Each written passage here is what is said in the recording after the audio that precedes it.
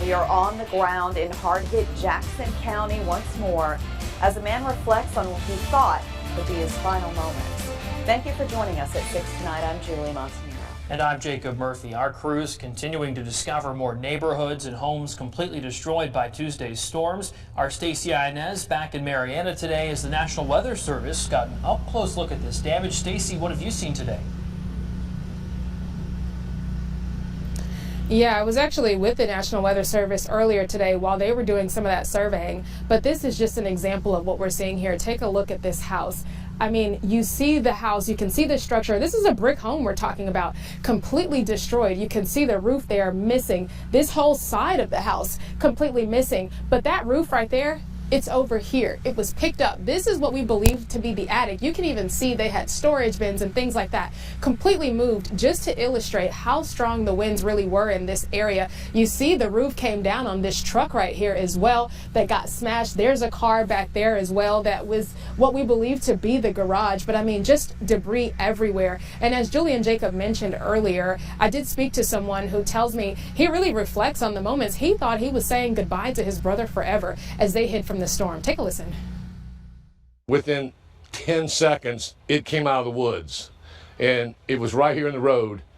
We saw the big funnel. Winds looked like 100 mile an hour or better, and we both ran. A scary moment for Glenn Questenberry and his brother in Marietta as they lived through that Tuesday morning tornado, which he says happened in the blink of an eye. 2 minutes, because it was fast.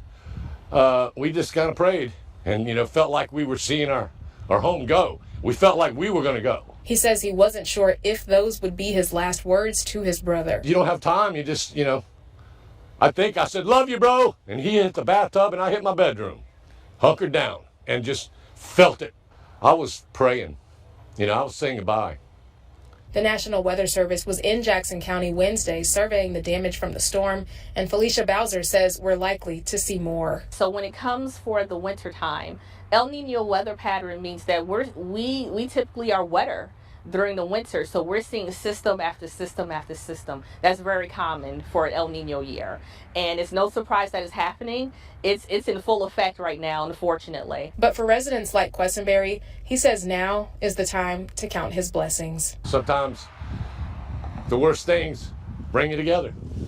We're having people show up here that I've never seen help. I'm still in shock. My brother and I are both still, trying to digest all of it, the fear. I'll probably relive this tornado for the rest of my life. I'm going to show you. This is just one of many of the houses that have been completely destroyed. You can look closely there and see that that's the floor up in the air. And then on the ground here is actually the ceiling. This trailer was split apart and just a little bit of the damage that you can see. And then if we come back this way, part of that trailer is also tangled up into this tree here that has since fallen over. And then if we just continue going, you'll see these houses here. Every one of these houses has some level of damage. You can see especially the third house there, the roof almost completely missing. We saw someone earlier just trying to pick up the pieces from there. And that's really been the conversation throughout this neighborhood. Everybody just coming together, trying to pick up the pieces, trying to figure out where really to go from here. I spoke to a woman who was in an RV when it flipped over. She was underneath everything she owned, didn't know if she was going to get out. And we will hear from her a little bit later in the show.